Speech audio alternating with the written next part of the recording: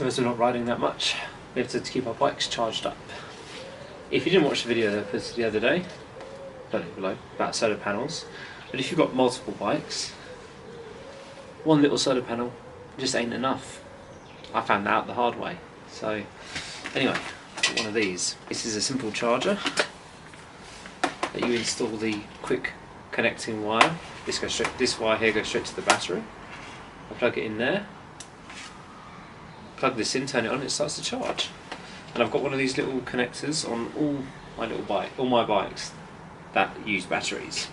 You can also plug in, is that this is two ways, so it can charge and return. So this is a 12-volt socket. I have a 12-volt socket on my bike, but if I was on my CRF, which doesn't, I can simply plug that in, and now I have a 12-volt socket on the end to charge my phone, pump tyres up, whatever I want. That's all with the OptiMate system, and it all just detaches and comes away, and I can put that away in my bag and keep the bike relatively clean looking.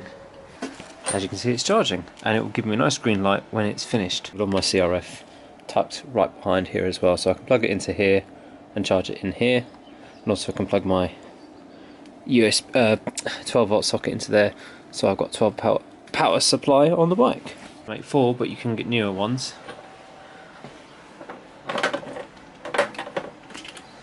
And they even come with a set of just good old-fashioned tongs if you didn't want to have that wire plugged in. The system's so good is I don't actually have to unplug. I don't have to unplug anything, take the battery out to charge. It just plugs in and charges, and then just leave this for a few hours and it'll be done. The difference between the cheap chargers you get and the OptiMate is the OptiMate is a good quality product.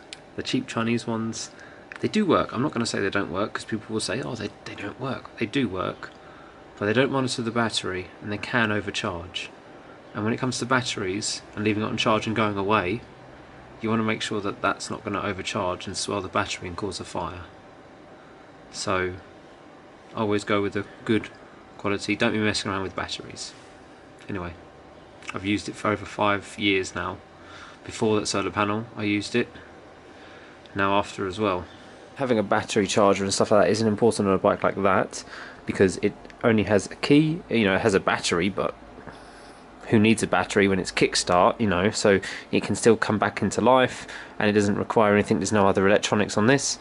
This has got a mobilizer, a computer, it's got all that sort of stuff, so you don't really want the voltage getting too low. So that's why if I'm not riding it, once a month, plug it in and charge it. I'm using a good old motor bat in there, so it should be fine for 3 months, but just to make sure I plug it in anyway, and then after I'll plug in this one and leave this one for a few hours and charge it up. Although this battery is much smaller, so it is much quicker to charge this one.